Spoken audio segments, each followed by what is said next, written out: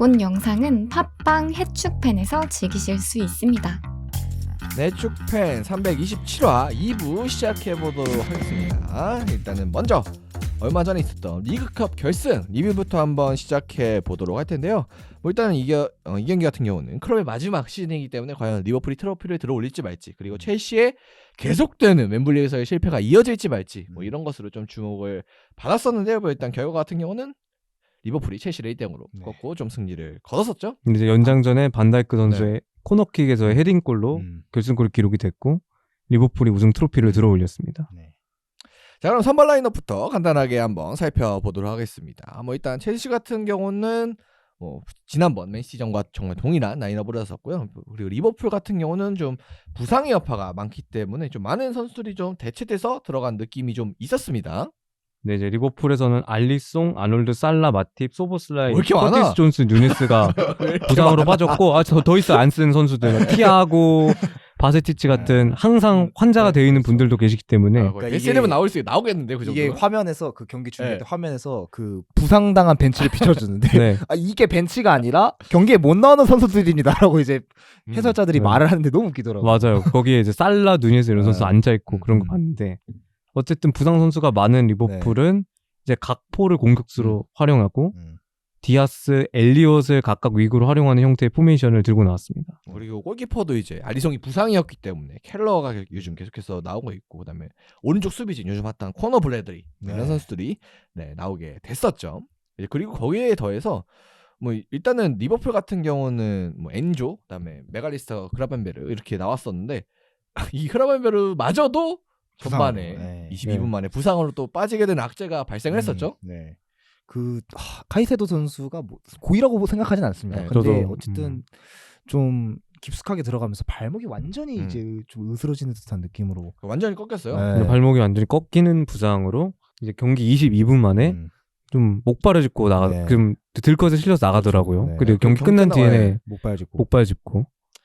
그런데 이 파울이 물론 이게 뭐 어떻게 보느냐에 따라 뭐 다를 수도 있나 생각이 드는데 파울이 아니에요. 이게 파울이 아니야. 파울이 아니었어요. 파울이 아니고 그냥 쓰러져 있는 걸 그냥 주심이 경기 끊고 막 그런 식으로 했는데, 파울도 아니고 당연히 이제 그렇기 때문에 레드카드 리뷰 뭐 이런 것도 안 했고 그냥 그게 파울이 아니었어 넘어간 건가?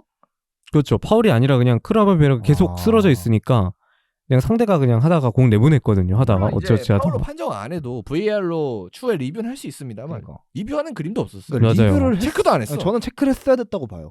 네, 저도 한 번은 봤었어야 된다고 보긴 하는데, 어쨌든 그 장면으로만 보면은 뭐 카이세도가 일부러 하는 나쁜 놈이 그런 느낌은 아니었는데 근데 일부러 하진 않았을 것 같긴 해요. 근데 위험하긴 했어. 위험한 반칙이 안 주는 건 아니에요. 그렇죠. 위험한 반칙이긴 했어요. 그리고 적어도 이제 레드는 아니더라도 그때 제대로 봤으면 VR 리뷰 정도? 그렇죠. 아니 뭐 리뷰를 하면은 그냥 리뷰하고 뭐 퇴장은 아니다 뭐 이렇게 하든가. 근데 그냥 넘어가 버리니까 이거 결과적으로 보면 그냥 노파울이야. 그게 좀 많이 논란이 됐죠 이번 경기에서. 그래서 그게 약간 또 심판에게 또 물음표가 또 띄어지는 순간이었고, 그리고 이제 이 혈압엠베르가 빠지면서 조고메즈가 대체 투입이 되면서 리버풀 입장에서는 진짜 상당히 악재를 맞이하게 되는데, 일단 교체 투입된 선수부터 좀 이상하죠. 미드필더 나가는데 갑자기 수비수가 들어옵니다. 그래서 조고메즈 선수가 오른쪽 풀백에서 뛰고 코너 브래들리 선수가 이제 미드필더 윙으로 올라오는 그런 그림이 만들어졌었죠. 그러니까 이게 결국 흐라반베르가 빠지면 당연히 이제 중앙 미드필더가 투입이 돼야 되는데 없어. 경기에서 이제 벤치에 있는 중앙 미드필더를 보면 다 유스예요, 진짜. 맞아요. 그러니까 지금 세 명이 엔도와 지금 메갈리스터와 흐라반베르가 존재하는 것 자체로 리버풀 입장에서는 기적이었기 때문에. 그러니까 이게 리버풀 팬이어도 갑자기 그 리버풀 유스 벤치가 아니라 그 벤치를 보여주면 이거 뭐지? 싶었을 거야. 여기 U23인가? 여기 소풍 온 꼬마들 그런 건가? 그러니까 아는 선수가 별로 없어. 웸블리 소풍 온 부상 벤치랑 그 벤치에 있는 벤치.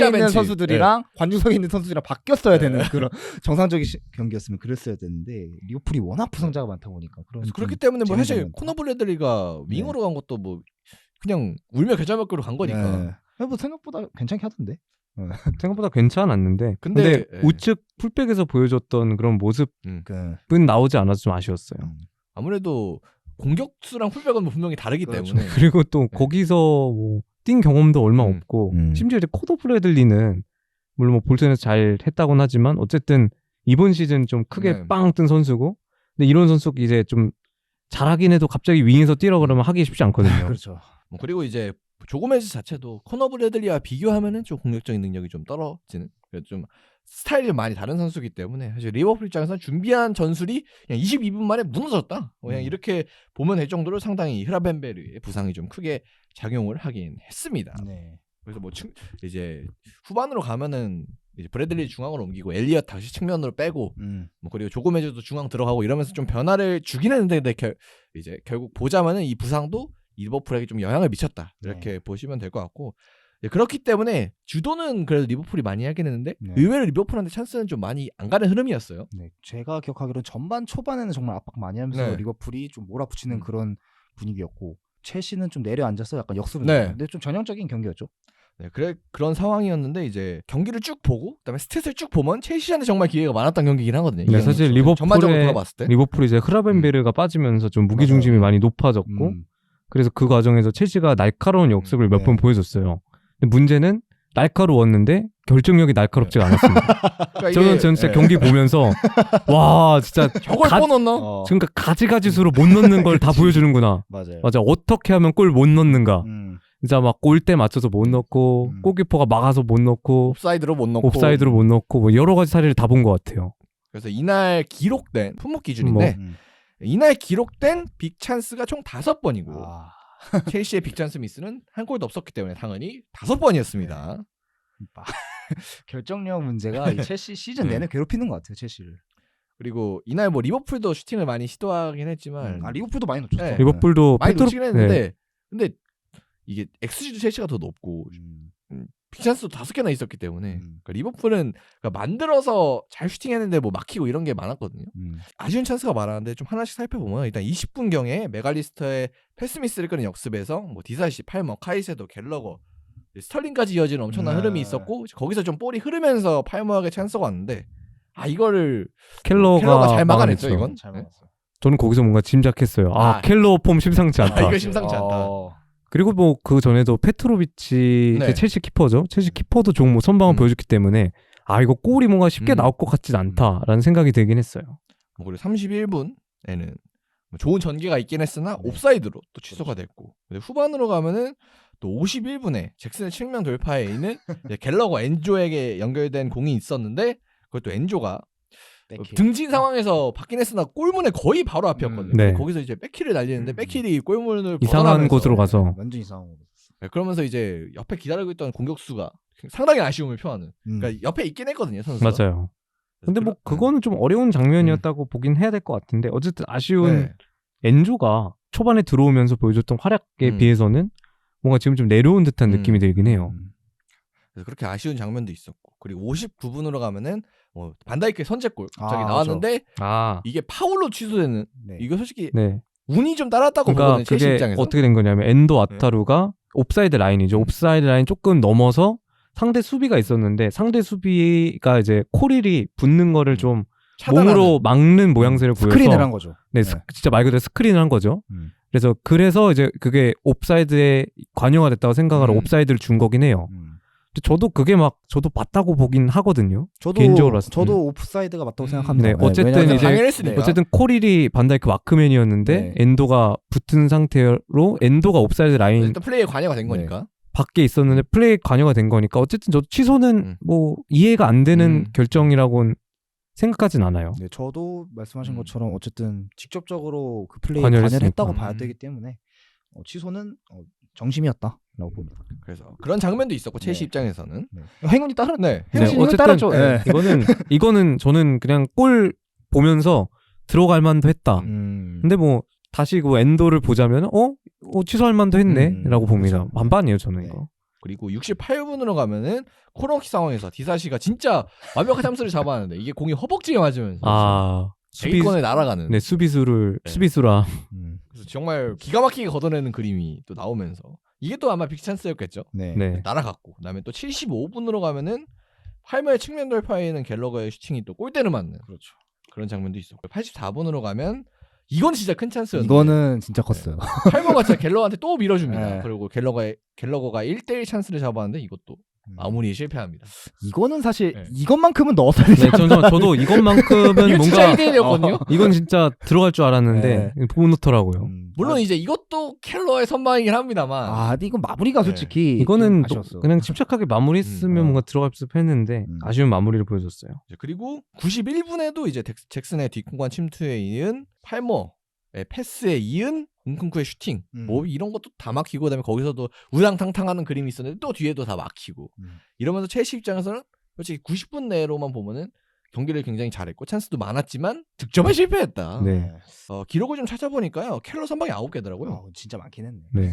정말 잘 막았어요. 그래서 이 켈러의 활약 그리고 리버풀이 정말 버텨내면서 일단 연장을 간 그런 그림이 나긴 했는데 근데 연장에 들어가면서는 사실 리버풀이 좀 많이 주도를 했단 그렇죠. 말이에요. 네. 그래서 왜 주도를 했나 이렇게 흐름을 좀 찾아보고 그다음에 여러 가지 기록들을 살펴보는 두 팀에서 가장 결정적이게 차이가 났던 거는 교체 카드의 좀 그렇죠. 활용이었던 것 같습니다. 네. 저번 경기를 리뷰를 하진 못했지만 저희가 그때도- 첼시 경기, 네, 첼시 맨시티 경기. 네, 그거를 리뷰를 하지 못했으니까 준비를 했었는데 그때도 이제 지적했던 게 포체티노가 교체를 좀 소극적으로 한다. 맞아요. 이런 네. 지적이 그때 있었거든요. 전반전의 경기를 지난 경기 맨시티전을 좀 돌아보면 전반전의 경기 굉장히 잘했고 네, 결과도 그렇죠. 만들어냈으나 갑자기 이제 팔머를 빼고 네. 갑자기 팔머를 빼고 이상한 선수 찰로바를 투입을 하고 찰로바. 그 전에도 아니, 갑자기 잘하던 근데 스타일을 이번 빼버리고. 경기에서 찰로바 넣으니까 바로 실점했잖아. 저도 찰로바 들어갈 때 뭔가 쎄했거든요. 쟤를 왜 넣지? 그러면서 이제 사실상 거의 이길 수 있었던 경기를 비겼잖아요. 네. 근데 이번에도 뭔가 비슷한 결이 되지 않았나 싶어요. 그래서 좀 교체 카드를 살펴보면 일단 리버풀의 교체 카드는 일단 72분에 바비 클락 선수를 투입하면 되죠. 누군지 처음 봤어요. 이거. 네. 바비 클락을 투입을 하면서 다시 엘리엇을 공격수 자리에 위치시키는 그런 변화가 있었고 그다음에 87분에 가면은 단스 선수, 네. 그렇죠. 뽀글머리. 네, 맥코넬, 그다음에 치미카스는 좀 알죠? 네, 치미카스 이렇게 세 명의 선수를 투입하면서 좀 체력이 떨어진 선수를 좀 보충을 해줬는데 이름을 못 들어본 선수만 지금 4명 중에 3명이에요. 치미카스는 뭐 그나마 좀 우리가 네, 들어봤다 치미카스는 쳐도. 알죠. 네. 근데 저는 이 교체를 보면서 클롭이 약간 클롭이 이제 반포기했구나. 그러니까 이제 리그 치러야 되니까 핵심 선수 다 불러들이고 뭐 메갈리스터 나가고 좀 네. 되게 주전 선수들이 많이 나갔잖아요. 그러면서 나는 약간 클롭이 약간 도박을 한다고 생각을 했어요. 약간 이 선수들을 쓰면서 뭐 지면 어쩔 수 없고 이기면 대박이고 약간 네. 이런 느낌으로 교체했다 생각했어요. 저도 메갈리스터를 빼면서 네. 뭔가 저는 메갈리스터가 없으면 공이 안 돌 텐데 네. 클롭 무슨 생각인 거지? 라는 생각으로 봤는데 어쨌든 뭐 들어간 바비 클락 선수가 생각보다 잘해요. 공 탈취도 잘하고 괜히 먼저 들어간 게 아니야. 네. 공 탈취도 잘하고 뉴스 중에서는 네. 그 쓸만했던 네. 애지. 네, 그런 모습을 보여줘서 했거든요. 그리고 또 다른 선수들도 뭐 치미카스야 이제 뭐 거의 뭐 1군 선수니까 잘했고 이제 뭐 다른 선수들도 다 괜찮은 모습을 보여줬어요. 뭐 그리고 단스 선수 같은 경우도 좀 마무리가 아쉽긴 했지만 그 마무리까지 가는 뭐 드리블이나 이런 맞아요. 침투 움직임이 네, 굉장히 중요한 헤딩 좋았거든요. 슈팅 하나 헤딩이 기록하기도 있었을 했고 어쨌든 이제 이런 선수들을 교체 투입을 하면서 뭔가 클럽 축구가 좀 체력적인 면이 많이 중요한 축구인데 유스 선수들이 좀 많이 뛰면서 활동량으로 커버하는 모습이 보이더라고요. 그리고 뒤에 또 이제 수비가 든든하니까 이게 또 되는 게 아닐까 싶긴 했어요. 그렇죠. 뭐 일단 반다이크 실점하지 않을 든든하게 거라고 나오고. 기대. 실점하지 않을 거란 기대. 그러니까 그 그리고 켈러도 든든하고. 앞에서 누군가 실수를 하더라도 뭐 이제 유스 선수들이니까 뭐 당연히 실수할 수도 있고 그런 건데 어쨌든 뒤에서 다 커버를 해줄 준비가 돼 있으니까 유스 선수들이 또 괜찮게 하더라고요.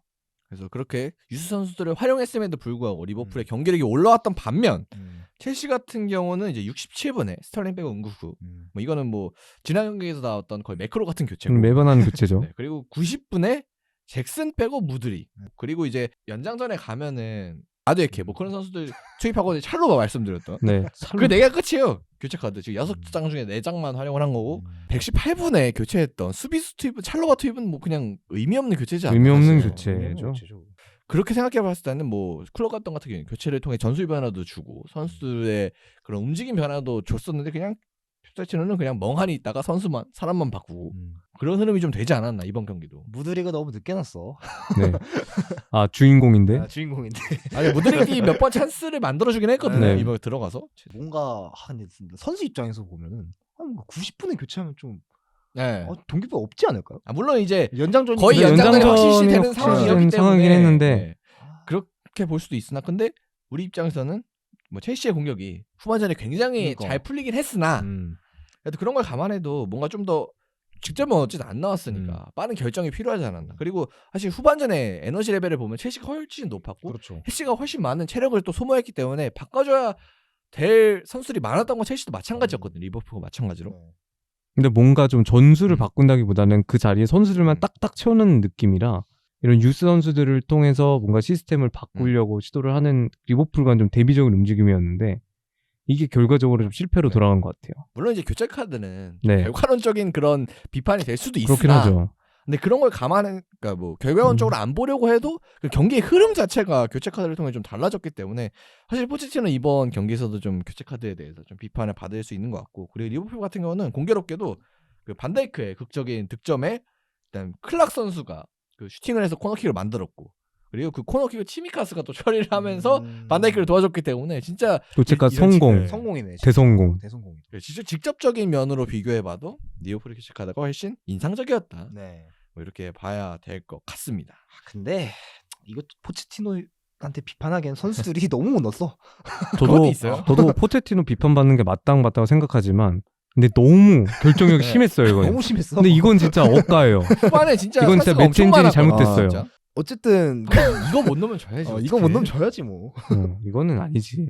물론 리버풀이 부상이 많았고 그럼에도 불구하고 뭐 첼시도 부상이 없는 게 아니었기 때문에 뭐 교체 카드 보면 첼시도 이제 유스 선수들도 좀 있고 우리가 모르는 선수들 좀 많이 배치돼 있었는데 네. 근데 그런 걸 감안해도 리버풀의 상황이 워낙 좋지 않았고 음. 뭐 그리고 리버풀은 경기 중에 또 부상자가 발생하면서 그렇죠. 첼시한테 유리한 흐름이었긴 했거든요 분명히. 근데 또 이제 포체티노가 그렇다고 너무 좀 수호받는다고 생각을 하는 게 또 연장전은 이제 거의 리버풀 유치원이랑 네. 거의 첼시 1.5군 정도 붙었는데 첼시가 밀렸거든요. 그러니까요. 근데 그걸 또 설명할 수가 없잖아요. 이건 그러니까 이건 선 외빈이네. 넘었지. 맞네, 그것도 맞네. 그래서 좀 포체티노는 물론 선수들이 전후반에 해결했다면 뭐 문제가 되지 않았겠지만 어쨌든 이렇게 경기가 꼬인 이상 감독이 해결해줘야 되는데 이거를 너무 소극적인 교체 운영을 가정함으로써 팀을 좀 말아먹은 결과적으로는 왜 이제 본인이 무관인지 요실히 보여내는 그쵸. 잉글랜드에서 아직 잉글랜드에서 무관이죠. 네. 저는 포체티노 경기 보여주는 운영 보면서 경기가 됐던 것 이 같아요. 생각밖에 안 들었어요. 이 사람 지금 PK 노리고 있나? 저도 승부차기 갑자기- 노리고 있다고 생각이 들었어요. 연장전 승부차기 연장전 네. 보면서. 연장전 보면서 뭐 마지막에 찰로바 넣는 것도 그렇고 이 사람이 이게 생각이 없구나. 이 사람 버틸 네. 생각이구나. 지금 리버풀한테 계속 밀리고 있으니까 그렇죠. 수비를 넣어서 수비를 단단히 해야겠다. 근데 그게 통하지가 않거든요. 계속해서 밀리고 있으면 언젠가는 골이 들어가는 게 축구기 때문에 물론 이제 이렇게 많은 경우도 반다이크한테 있겠지만. 코너킥으로 먹은 게 운이 없었다라고 볼 수도 있겠지만 그렇죠. 근데 공격 시도하다 보면은 먹힐 수도 있는 거 아니에요? 아니 그러니까 그렇죠. 세트 피스를 주지 않도록 경기를 잘 네. 했어야지. 네, 그렇죠. 그리고 거기 왜 마크벤이 왜 응쿵쿠냐고. 그러니까 그런 게 다 감독 네. 잘못이에요. 그게 마지막 득점 장면을 좀 돌아보면은 말씀하셨던 대로 반다이크 옆에 은kun쿠가 붙어 있었고 은kun쿠가 열심히 따라가지만 이거는 안 돼요. 말도 안 이거는 되는 거죠. 반다이크를 잡지 못했고 네. 그래서 그 앞에 있는 디사시가 굉장히 아쉬워하는 네. 그 장면이 또 나오죠. 그렇죠. 근데 왜 그랬지? 물론 이제 근데 뭐 우리가 반다이크 움직임이 굉장히 좋았어. 앞에 반다이크 잘라먹는 부담이 좋은 것 움직임이 같아. 굉장히 좋았는데 근데 은kun쿠가 왜 근데 반다이크 그 리버풀에 그때 들어갔던 수비수 중에 위협적인 코나테 반다이크밖에 없었거든요. 헤딩 위협적인데 조고메즈야 이제 뭐 리버풀 입단 이후로 골이 없는 선수니까 사실 뭐 마크하지 않아도 되고 마크는 해야겠지만 그냥 그리고 코나테도 그러니까, 없었어. 아, 그때 조명- 환사였어. 맞네, 환사였네. 환사였어, 맞아, 그때. 맞아. 그렇죠. 네, 코나테 나갔으니까. 코나테 나갔고 그러니까 반다이크만 막으면 그러니까 반다이크 돼. 막으면 되는데 그걸 못 막은 게 포체티노 잘못입니다. 결국 그때 그 상황에서 사실 리버풀이 노릴 게 반다이크 헤딩 딸깍밖에 없었거든요. 그래서 반다이크한테 한 2명 붙어 있었어야 되는데. 네, 근데 그냥 평소 그거를 하던 대로 그냥 맨마킹 지역 방어 그러니까 호화. 지역 방어 서다가 반다이크 움직임이 먹힌 거예요. 저는 그게 그냥 100% 포체티노 잘못이라고 생각을 합니다. 그러니까 물론 이제 첼시가 그때 시도했던 수비 전술이 모든 팀들이 흔히 하는 수비 방식이긴 해요. 그냥 그렇죠. 그 지역 방어 서놓고 그다음에 키 큰 선수들한테만 좀 몇 명 마크맨 붙여놓고. 마크맨 붙여놓고. 근데 이제 이 마크맨을 붙여놓는 게 좀 키 작은 선수들 붙여놓는 게 이상한 건 아닙니다. 왜냐면 큰 선수들은 다 지역 방어 들어가야 되니까. 그렇죠. 근데 그거를 이제 우리가 말씀하셨던 그런 여러 가지 주변 상황을 고려해봤을 때 반다이크만 막으면 되는데 네, 거기서 그냥 똑같이 하니까 답답한 거지. 그렇죠. 그래서 뭔가 좀 무관의 그런 기운. 그러니까 무관인 이유가 있구나. 물론 이제 이제 토너먼트에서 네. 대범할 때는 대범해야 되는데 이게 뭐 결과론적인 얘기지만 대범할 때 대범하고 뭔가 큰 결단을 내려야 되는데 이런 좀 결승 이런 데서 좀 소심한 결정을 내린 경우가 많아요. 저도 뭐 사람이니까 네. 뭐 중요한 거 있으면 좀 사려야겠는데라고 생각할 때 많지만 결국에는 이런 좀 대범한 선택들이 성공을 겪는 경우가 많은 게 좀 축구 같거든요. 맞아요. 사실 클럽 감독도 이렇게 유스 선수들을 쭈르륵 투입하는 게 쉬운 결정은 아니죠. 정말. 진짜 저도 네. 그거 딱 그 장면 보고 경기 던졌나? 그러니까 대다수의 감독은 맞아. 그냥 주전 선수들을 갈아버리는 선택을 할 거잖아요. 근데 저도 주전 선수 갈 것 같은데 이렇게 과감한 선택을 한 것 자체가 일단 그 평범한 사람이 네, 아닌 것 같아요. 그 유스 선수를 투입하고 저는 경기력이 좋아지는 게 더 신기했던 것 같아요. 맞아요. 그게 첼시가 안 좋아진 건지 결국 아니 리버풀이 좋아진 건지 모르겠지만 결국 이 축구는 피지컬이 중요하다니까. 네. 체력이 중요해. 체력이 중요해요. 아무리 좋은 능력이 있어도 네. 거기까지 가지 못하면 의미가 그쵸. 없기 때문에 클럽 감독이 정말 좋은 선택을 포체티노 감독에 비해서 했던 것 같고. 자, 그리고 잘했던 선수들 좀 다시 한번 리버풀에서 살펴보자면 일단 반다이크 기록했으니까 네. 다 했죠 이걸로. 골도 수비도 골인데 좋았고. 수비도 진짜 명불허전이에요. 네. 맞아요. 그냥 잘해요 이 선수. 오죽하면 첼시 팬들이 뭐 욕했잖아. 너무 싫다고? 너무 진짜 너무 싫다. 최고의 극찬이죠. 극찬.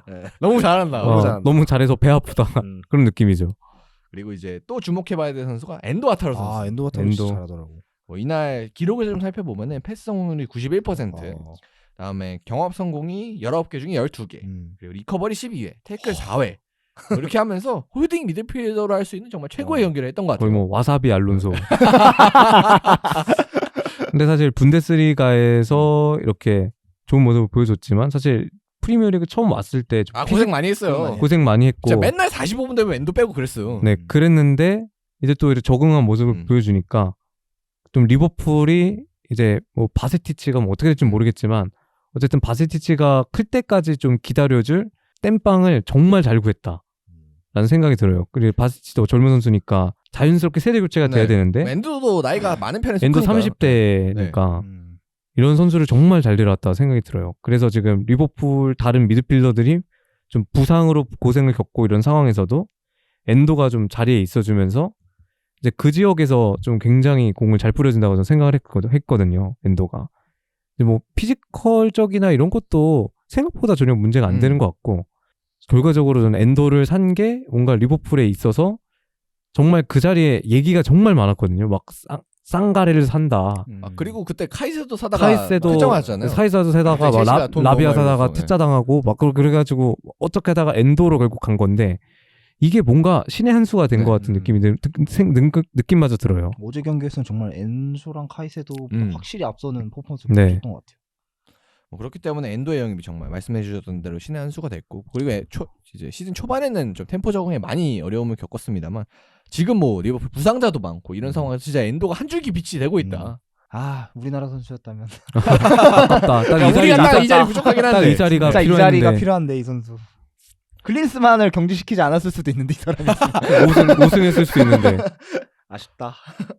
그래서 정말 우리 입장에서 정말 부러울 정도로 진짜 이날 경기 엔도 아타로 정말 잘했고 그리고 뭐 리버풀의 부상 선수들이 하루 이틀 만에 돌아온 선수들도 있지만 그렇지 않은 또 선수들이 있기 때문에 앞으로 정말 리버풀이 이제 대회가 하나만 또 남은 게 아니잖아요. 그렇기 때문에 앞으로도 좀 중책을 수행해야 될 것 같은 그런 엔도 아타루가 될 것 같습니다. 자, 그래서 이제 경기 얘기는 맞춰보고요. 이제 후토크 얘기로 넘어가 보면 일단 클럽의 마지막 시즌인데 일단 우승 트로피를 하나 따내면서 트로피를 하나도 들지 못하고 클럽을 보내는 정말 최악의 그림은 일단 리버풀이 넘기게 됐습니다. 오히려 이제 좀 미니 트래블 이런 거에 대한 가능성을 열어주게 됐죠. 사실 리그 우승 경쟁도 계속 하고 있고 FA컵도 이제 며칠 뒤에 사우샘튼이 나가는구나. 사우샘튼과의 경기를 앞두고 있고 그리고 또 유로파리가 남아있기 때문에 어쨌든 최대로 따지면 4개의 트로피를 얻을 기회가 남아있죠. 미니 쿼드로플. 그렇기 때문에 리버풀 입장에서는 앞으로의 또 대회가 많이 남아있고 그렇기 때문에 정말 클럽을 잘 보내줄 수 있는 그런 초석을 이번 경기를 통해서 마련을 했던 것 같고요.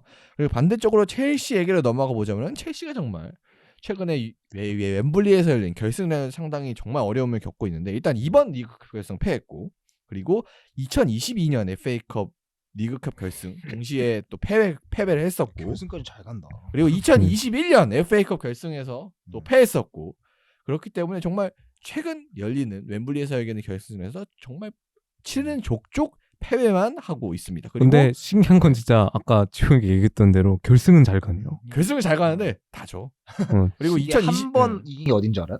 맨유. 맨유 맞아 맨유 2017-18 때 FA컵에서 아. 맨유 이기고 우승했어요. 맞아요. 그때가 마지막 그때 우승. 마지막 네. 11 아마 최근 웸블리에서는 웸블리에서 마지막이었어요. 16부터 봐서 음. 한 11번 갔는데 한 번 이겼고 와. 웸블리 11번 갔는데 한 번 이겼고 야 이건 좀 심한데? 그 한 번이 맨유야. 9%라는 거예요. 9%. 뭐 그리고 최근으로 보면 이제 FA컵 4강전도 웸블리에서 하기 때문에 그 경기도 있습니다만 결승전만 놓고 보면은 상당히 승리한 지가 오래됐다. 그리고 첼시 입장에서도 사실 이거 무관의 끈을 빨리 끊어내야 되는데 사실 뭐 벤치레 같은 경우가 3번 이 결승 다 졌나 그랬을 거예요. 네. 근데 웃긴 거는 첼시는 최근 2년 전에 챔피언스리그 우승을 했어요. 야, 그건 그렇죠. 맞네. 사실 그래서 클럽 월드컵도 우승했고 어쨌든 무관이라고 막 말하기는 어렵겠지만 근데 첼시가 쓴 네. 돈을 생각하면 그다음에 돈을- 국내 컵 돈을 대회 생각을 하면 것도 또 있기 때문에 네. 국내 컵 대회 우승하는 건 의미가 있죠 분명히. 그렇기 때문에 첼시 입장에서는 빨리 웸블리에서 좀 승리를 따내서 트로피를 차지하는 게 다음 과제로 좀 남게 되는 것 같습니다. 자, 그럼 리그컵 얘기는 여기서 마무리를 해보고요. 다음 주제로 한번 가보도록 하겠습니다. 다음 주제는 바로 챔피언스 리그에 관한 얘기인데요. 티켓이 늘어나게 됐습니다. 다음 시즌에. 그래서 프리미어리그 팀들이 챔스에 5팀이 나갈 수 있는 경우에 또 수가 생겼기 때문에 그런 걸 한번 살펴보도록 하겠습니다. 자, 그래서 챔피언스 리그가 일단은 개편이 되고 티켓은 늘어나게 되는데요. 좀 소개해 주시죠. 네, 이제 다음 시즌부터 챔피언스 리그는 기존 그룹 스테이지 방식에서 리그 스테이지를 통해서 토너먼트를 진출하게 되는데 이제 참가팀도 이제 기존의 32개 팀에서 4개가 늘어나서 총 36개 팀이 됩니다. 네, 그리고 이 리그 스테이지에서 또 주목해 봐야 될 게 팀당 경기 수가 8개, 최근에 지금 기존에 6개였는데 8개로 이제 늘어나게 되고요. 그러면 순위 같은 경우는 각각의 조로 나누지 않고 통합해서 진행을 하게 되고 그다음에 1위에서 8위는 16강 직행. 그래서 9위에서 24위는 플레이오프. 그래서 이제 플레이오프에서 승리팀은 16강으로 가고 패배하면은 유로파로 강등이 되게 됩니다. 이제 그래서 이 개편으로 인해서 참가팀 수가 늘어나게 되고 참가팀 수가 늘어나기 때문에 과연 이 늘어난 4장의 티켓 어떻게 분배되냐 뭐 그렇죠. 이런 게 관심을 많이 받았었죠. 일단은 이 개편안에 대해서는 사실 얘기가 너무 많기 때문에 네. 따로 다루도록 하고 네. 오늘은 이제 늘어나는 티켓, 늘어난 네. 티켓에 대해서만 얘기를 한번 해보면 좋을 것 같은데 일단은 이 늘어난 티켓 중에 이 4장이 늘어나는 거잖아요. 네. 이 중에 2개는 이제 이번 시즌 유럽 대항전에서 가장 좋은 성적을 거둔 2개의 리그 협회한테 준다고 합니다. 그래서 정리를 하자면은 이번 시즌에서 유럽 대회 개수가 가장 높은 2개의 리그는 그렇죠. 이제 기존에 진출하던 팀들보다도 더 차순위에 있는 팀이 챔피언스 리그에 더 직행할 수 있다. 그래서 프리미어리그 기준으로 놓고 보면은 프리미어리그 5위 팀이 그렇죠. 챔피언스 리그에 진출을 할 수 있는 거죠. 네. 이건 정말 프리미어리그 팬들 입장에서는 되게 맞아요. 기쁜 소식이죠. 왜냐면- 프리미어리그 팀 요즘 너무 빡세잖아, 네, 챔스. 챔스 가기 너무 빡세기 때문에 정말 지금 아스톤 빌라가 이제 빅6가 네. 아닌데도 이제 치고 올라오고 있는 상황이고 그래서 지난 지금- 시즌 네. 뉴캐슬도 그랬듯이 챔피언스리그 경쟁이 정말 박 음. 터지기 때문에 PL 팬들 입장에서는 좀 반가워하지 않을까. 가뭄의 단비 같은 네, 그런 소식인 것 같은데 근데 문제는 이제 선결돼야 될 게 그렇죠. 유럽 리그에서 좋은 성적을 거둬서 네. 개수 2위 안에 들어야 된다. 네. 1등 아니면 2등 해야 된다는 거죠. 네. 그래서 지금 현재 유럽 리그, 유럽 대항전 상황을 좀 살펴봐야 될 필요성이 있는 것 같은데요. 네. 일단은 챔피언스 리그부터 한번 살펴보겠습니다. 그래서 챔피언스 리그는 이제 16강 현재 진행 중이고 네. 프리미어 리그는 2팀 위치해 있습니다. 아스날과 맨시티 16강에 위치해 있고요. 라리가는 4팀, 세리에는 3팀, 그리고 분데스는 2팀 이렇게 배치가 되어 있습니다. 그래서 팀 수로만 보면 일단 라리가 팀이 4팀은 압도적으로 많기는 한데 뭐 일단 라리가 같은 경우는 뭐 현재 1차전을 치렀을 때 2팀은 좀 쉽지 않다. 네, 그렇죠. 네, 사실 네. 소시에다드와 아틀레티코 마드리드가 1차전에서 패배를 했기 때문에 좀 쉽지 않죠, 그건. 쉽지 않은 상황이 있고 또 바르샤도 나폴리한테 비기면서 2차전을 장담할 수 없는 상황에 놓여 있습니다. 사실상 레알 마드리드 빼고는 네. 모두 위험한 상황이죠. 모두 위험한 상황이죠. 라리가는 4팀이지만 상황이 그렇게 좋지는 않아요. 네. 프리미어리그도 근데 또 마찬가지긴 하죠. 네. 사실 아스날이 맨시티가 네. 뭐 압도적으로 이겼긴 했고 하지만 근데 아스날이 포르투한테 패배를 하면서 뭔가 좀 근데 이게 이변의 결과가 나왔는데 이겠지. 홈에선 이기겠죠? 네, 이겠지. 근데 우리가 잊지 말아야 될 게 있어요. 아니, 네. 아스날 팬들한테 좀 네. 죄송한 아. 얘기지만 아, 설마 그 DNA를 아 416 DNA입니까? 416 DNA가 좀 스물스물 생각이 나더라고 지는 거 음. 보니까. 네, 그래서 이제 뭐 저희가 예전에 우스갯소리로 왜 하늘은 아스날을 낳고 올림피아코스 스포르팅 그렇죠. 아니, 포르투를 낳았다. 리그에서 하는 거 보니까 이길 것 같긴 해요. 이거 같아요. 네, 이길 것 같긴 해요. 근데 또 홈인데, 몰라 아스날. 진짜 그 네. 징크스라는 게 홈인데. 괜히 생기는 게 아니에요. 그게 아르테타가 계속해서 좀 문제가 됐던 게 이렇게 막 유로파리그 예전에 32강에 쓰러졌나요? 뭐 아무튼 좀 이른 단계에서 갑자기 딱 충격적으로 탈락을 해버리거든요. 제 기억이 질 팀이 나는데 아닌데 막 엘 아라비 막 이런 애한테 먹혀 탈락을 했어요. 이름도 기억나. 그래서 막 이런 문제점이 아르테타의 단점으로 지적받고 있기 때문에 아르테타가 이제 좀 더 자신을 증명하려면 리그 우승 경쟁은 뭐 이제 아스날은 당연히 하는 클럽이 됐고 어쨌든 이렇게 오랜만에 진출한 챔스에서 좋은 모습을 보여줘야 아르테타 평가가 더 오를 것 같습니다. 그렇죠. 사실 어쨌든 감독은 토너먼트에서 어느 정도 증명을 해줘야 되거든요. 저는 그 포르투전 좀 6슈팅 연계가 너무 쇼크여가지고 이게 되나? 물론 이제 뭐 크리스만인가? 크리스만인가?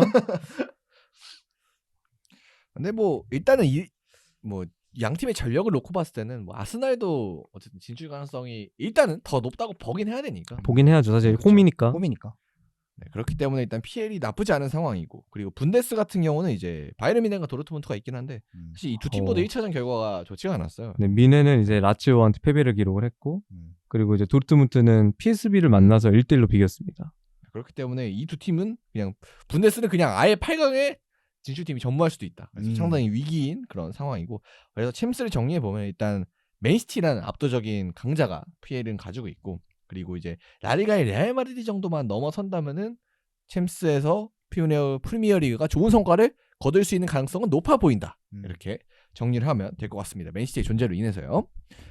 자 그리고 유로파로 한번 넘어가 보도록 하겠습니다. 유로파도 역시나 16강이 진행 중이고요. 그리고 프리미어리그는 3팀 진출해 있습니다. 브라이턴, 웨스트햄, 리버풀이 좀 진출해 있고요. 일단 리버풀이 있기 때문에 그쵸. 뭔가 PL 입장에서는 든든하지 않을까. 네, 리버풀이 사실 여기서 뭐 막강한 우승 후보죠. 네. 최근 여기 경기력으로 말도 안 보면. 돼요. 여기 얘네가 왜 있어 진짜. 그렇죠. 지금 그렇죠. 팀 퍼포먼스로 보면 리버풀이 떨어지는 게 약간 말도 안 되는 상황이에요 지금. 또 심지어 대진도 스파르타 프라하니까. 네. 네. 대진도 네. 일단 16강은 좋은 편이죠. 자, 그리고 라리가 같은 경우는 비아레알 한 팀 존재를 하고요. 네, 그리고 세리에 같은 경우는 이제 아탈란타 그리고 AC 밀란 존재를 그렇죠. 합니다. 일단 AC 밀란이 리버풀의 가장 큰 경쟁자 중에 한 그렇죠. 팀이 또 될 네. 것으로 보이고요.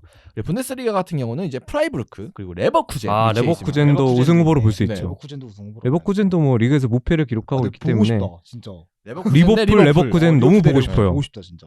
그래서 사비 알론소, 리버풀 역시 알론소 더비. 알론소, 아우 재밌겠네. 알론소 튜토리얼 이런 거 이런 느낌? 튜토리얼. 너나 나한테 아직 안 돼. 아니면 이제 왕위를 계승할 수 있는 왕위를 계승 둘 중에 하나가 되겠죠.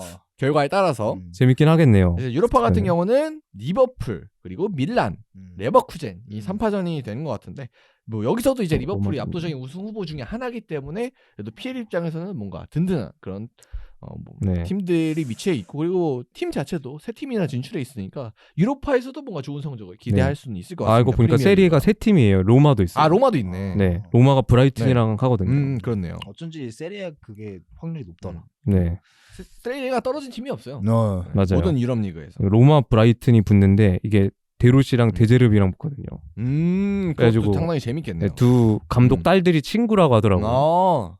좀 신기했어요. 그래서 대진표를 보면은 일단 아탈란타는 스포르팅이랑 만나서 그래도 스포르팅도 강팀이긴 하지만 상대적으로 좀 앞서 있는 것 같고 그리고 리버풀은 말씀해주셨던 대로 스파르타 프라 이 때문에 좀 유리하다 이건. 네, 그리고 로마 브라이트는 이거는 모르겠고요. 그리고 레버쿠젠은 카라바그를 만나면서 이거는 대진운이 좋고요. 비아레알은 리옹을 만나면서 여기 쉽지 않고 웨스트햄 프라이부르크가 맞대결을 펼치면서 여기는 또 정말 박터지는 경기가 될 것 같고 그리고 밀란은 슬라비아 프라하 여기도 최고 팀인데 슬라비아 프라하를 만나면서 좀 쉬운 대진 위치에 그렇죠. 있습니다. 그래서 결국은 유로파리그 같은 경우는 저희가 아까 말씀드린 대로 3파전 밀란 그다음에 리버풀, 레버쿠젠 정도. 그래서 저는 솔직히 프리미어리그 입장에서는 리버풀이 레버쿠젠이나 밀란을 8강에서 만나지 않게 좀 기도해야 되지 그렇죠. 않을까. 저 좀 보고 싶어요. 네. 저는 근데 개인적으로 재밌을 것 같아요. 두 경기를 보고 싶다. 그러니까 내가 팬이 아니니까 보고 싶은 거야. 내가 그건 당사자 나도. 이제 리브 두 팀 팬이었으면 결승이나 이런 데서 보고 싶지 밑에 단계에서 보고 싶지 않을 거예요. 일단은 유로파리그 같은 경우도 상당히 프리미어리그가 좋은 상황에 위치해 있고요. 이제 컨퍼런스 리그로 넘어가 보도록 하겠습니다. 컨퍼런스 리그는 이제 16강 현재 진행 중이고요. 일단 프리미어리그는 한 팀 빌라 위치에 있고 라리가는 없습니다. 아, 이거 다 좀 떨어졌군요. 원래 베티스가 여기 컨퍼런스에 진출해 있었는데 이게 16강 진출전에서 져버렸어요. 맞아요. 네, 디나모 자그레브한테 져버려가지고 라리가는 빵팀, 그리고 세리아는 피오렌티나 한 팀, 그리고 분데스리가는 0팀.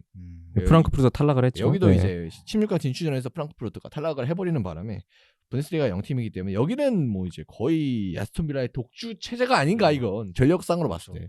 사실상 그 프리미어리그나 그러니까 빅리그에서 나간 팀 자체가 좀 적다 보니까 좀 네. 팀인 거 어쩔 수 없는 상황인 것 같아요. 근데 문제가 있다면 16강 대진이 아약스를 만난 아스톤 빌라가. 이거는 좀 네. 봐야 될 필요가 물론 있어요. 아약스가 최근 상태가 뭐 그렇게 좋진 않습니다. 시즌 초반에 부진도 겪었었고 네. 뭐 올라오긴 했지만 예전에 아약스의 그런 모습은 아닌데. 아약스가 컨퍼런스에 있다는 것 자체가 네, 그렇죠. 네. 그렇긴 한데 그거 다 감안해도 일단 아약스기 때문에 무섭긴 하다. 사실 여기도 빌라 입장에서 16강 탈락하면 이거 참사긴 하거든요. 이거 참사죠. 그렇죠. 참사죠.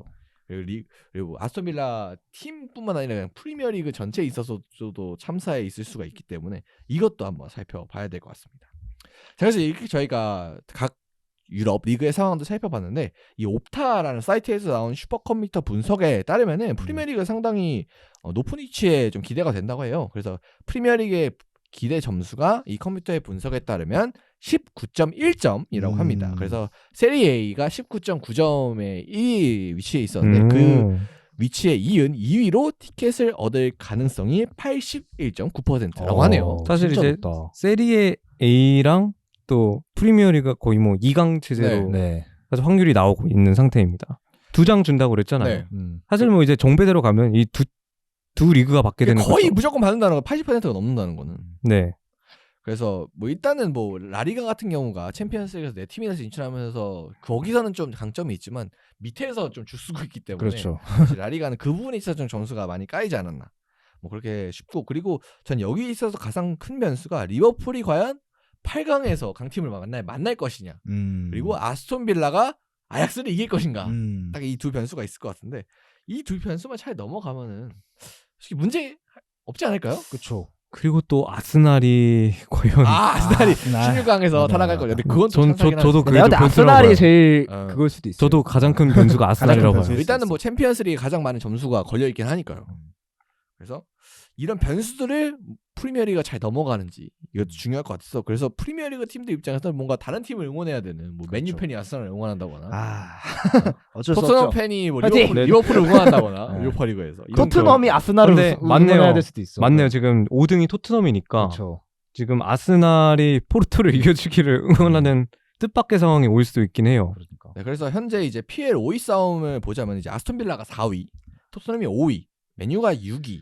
이렇게 이번에 위치해 져가지고 맞아요. 흐름 좋았는데. 이 세 팀이 승점차가 많이 없어요. 맞아요. 그래서 빡빡하게 몰려 있기 때문에 결국 이제 만약에 퍼센트대로 간다고 쳤을 때 이 세 팀 중에 두 팀은 또 챔피언스리그에 갈 수 있는 거기 때문에 정말 이 팀들 입장에서는 부디 좀 다른 팀들이 좋은 성적을 거두길 바라지 않을까. 그러니까요. 무조건. 저는 이제 아스날 응원해야죠. 네. 그러니까 맨유 팬으로서 이제 아스날도 응원해야 되고 리버풀도 응원해야 되고 아스톤 네, 빌라도 다 응원해야 응원해야 됩니다. 이게 PL 네. 팬으로서 좀 죄송하다는 말씀을 드리자면 사실 맨유가 이 꿀조에서 탈락을 했기 때문에 맞네. 뼈 아파요. 네. 범인 아니에요, 네, 범인. 만약에 예. 맨유가 5위를 하고 챔스를 못 가게 된다면 그냥 본인 그 자업자득이다. 그렇죠. 그건. 자업자득입니다.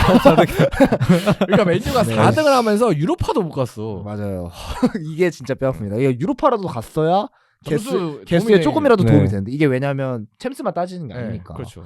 근데 유로파랑 컨퍼런스 리그도 따지는데 이게 유로파도 못 가게 되면서 코펜하겐한테 밀리준 진짜. 네, 이게 예상도 맨유 못했어. 팬들이 지금 사실 이 얘기가 나오면 고개를 들 수가 없습니다. 지금. 사실 좀 범인으로 지적받는 게 맨유 뉴캐슬인데 뉴캐슬은 정상 3장이 맞아요. 되거든요. 캐슬은 뭐 조가 안 좋았습니다. 말이 안 되는 일단 조였으니까. 일단 오랜만에 챔스에 진출했던 팀이기도 하고 부상도 너무 많았고 그리고 또 조가 일단 네. 너무 워낙 안 좋았기 때문에 사실 네. 사실 밀란 PSG 조율이 밀란- 말이 말이 안 그러니까 되죠. 그게 됩니까, 그게? 아니 어떻게 그렇게 뽑아넣으라 그래서 못 뽑겠다. 근데 할 수- 맨유는 이건 할 좀 말이 없습니다.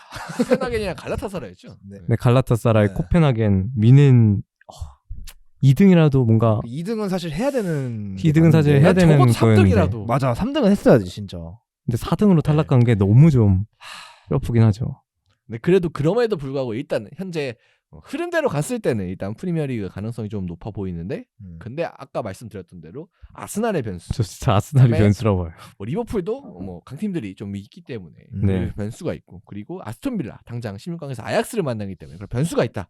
이렇게 살펴보면 될 것 같고. 근데 또 워낙 그 다른 리그 상황이 좋지 않기 때문에 뭐 그렇게 만약에 세 팀이 말씀하셨던 세 변수가 다 떨어지면 몰라도 한 팀 정도 떨어지는 거는 또 버틸만 할 그쵸? 것 같아요. 뭐 일단 가장 큰 경쟁자가 라리가 혹은 이제 분데스 뭐 일단 세리아에는 좀 올라간다 세리에는 치면은 너무 압도적이에요. 진주팀이 지금 너무 많은 상황이니까 좀 위로 온다가 치면은 분데스나 라리가가 PL의 포인트를 역전해야 되는 건데 근데 라리가는 아까 말씀드렸던 대로 밑에가 없어요. 네, 밑에가 없어요. 유로파의 비아레알한 팀인데 이 팀도 이제 진출전 겪으면서 상태가 좀 좋지 않거든요. 감독도 중간에 잘리고 지금. 맞아요.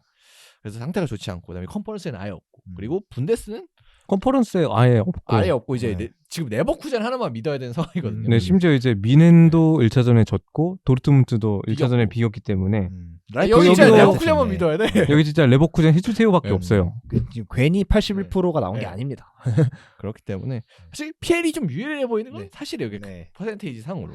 어쨌든 저희 입장에서는 또 맨유? 한국 축구 팬 아. 맨유 입장에서도 그렇고 한국 축구 팬 입장에서도 그렇고 토트넘이 일단 네, 토트넘이 일단 챔스를 가느냐 마느냐가 상당히 중요하기 때문에 제발 네 제발 토트넘이랑 맨유가 같이 가면 좋겠다. 빌라가 좀 같이. 내려가고. 아이고 그렇군요. 빌라는 빌라 잘해서. 컨퍼런스 우승해서 뭐 유로파도 갈 수 있고 하니까. 맞아요. 그렇죠. 뭐 그런 면도 있을 것 같고 그래서 막판 순위 싸움이 이 유럽리그 상황에 따라서 더 재밌어지지 않을까. 사실 평소에는 4위 싸움이었는데 이번에 5위 싸움까지 가면 더 재밌어지는 그렇죠. 거거든요. 더 재밌어지죠. 그렇죠. 그 근데- 예전에 이제 토트넘이 4위를 했는데 챔스 못 간 경우가 있었죠. 맞아요. 그때 그때 첼시가 첼시가 네. 챔스 우승을 하는 바람에 맞아요. 4위를 못해서 4위를 했는데도 불구하고 챔스에 못 가서 좀 토트넘 팬들이 아쉬워했던 그렇죠. 사례가 있었는데 지금은 이제 그런 사례는 이제 사라지지 않습니다. 네, 그렇죠. 이제 같이 다 진출을 하는 게 됐으니까. 그래서 아마 그런 일은 발생하지 않을 것 같은데 뭐 그래서 뭐 기적의 계산을 해보자면은 뭐 유로파 우승까지 해가지고 PL이 뭐 6팀이 아, 나가는 그거 가능한 건가요, 근데? 근데 가능할지 모르겠습니다. 저도 그 예를 들어 그런 규정이 있긴 했거든요. 그 6팀이 되면은 그 6팀은 될 수가 없다는 그 규정이 있긴 했거든요. 맞아요. 이제 자국 리그에서 본선에 직행하지 못한 팀 중 최상이어야 된다 해가지고 제가 보기엔 5팀이 리미트예요. 네, 5팀이 리미트라 가지고 그래서 뭐 예를 들어 뭐 리버풀이 우승하면 뭐 걱정 없겠지만 뭐 예를 들어 뭐 브라이튼이 갑자기 뜬금 우승을 뜬금 우승. 근데 갑자기 뭐 그럴 수 있죠. 웨스트햄이 기적을 쓰면서 뭐 그렇게 가거나. 웨스트햄은 디펜딩 그러면 좀 챔피언이기 변수가 될 때문에 수 있다. 또 모르죠. 네. 그렇기 때문에 변수가 될 수는 있지만 뭐 그러겠습니까? 장성이 적으니까. 제발 리버풀 그래서 제발. 진짜 유럽리그 상황에 따라서 이 시즌 막판에 프리미어리그를 더 재밌게 볼 경우의 수가 정말 하나 더 추가된 것 같아서 그다음에 다음 시즌에 또 챔피언스 개편되는 게 어떻게 될지도 또 궁금해요. 네. 워낙 시스템이 바뀌다 보니까. 네, 이거는 네. 따로 한번 얘기해 보시죠. 나중에. 네, 이거 지금 정말 제가 봤을 때 복잡하게 바뀐 것 같은데 이거 시즌마다 나중에 무조건 한번 정리가 해봐야 될 필요할 것 것 같아요. 선수들 체력도 네, 8경기 많이 네. 나올 것 같고 경기 수가 그렇죠. 늘어나기 때문에. 그리고 어떤 팀을 어떻게 만날지도 사실 추첨이기 때문에 네. 운빨이거든. 정말 이제 어려운 사연 원정을 할 수도 있는 거고 네. 쉬운 팀 4경기 연속 홈으로 네. 치를 수도 있는 거고 이런 건 진짜 운이기 때문에 그리고 진짜 뭐 신기하게 바뀐 것 이 같아요. 플레이오프까지 계산을 하면은 아, 경기수가 개 맞네. 늘어나는 거예요. 그래서 다음 시즌 되면은 거의 한 2배 정도는 늘어나지 않을까 경기가 챔피언스리그 기준으로 보면은. 그래서 바뀌는 경기 방식에 대해서도 저희가 근시일 내에 또 다뤄봐야 되지 않을까 네. 그렇게 생각이 드는 것 같네요. 자, 그럼 저희가 준비한 순서는 여기까지고요. 월요일 팀 여기서 물러가고 또 다음에 더 재밌는 주제로 또 돌아오도록 하겠습니다. 감사합니다. 감사합니다.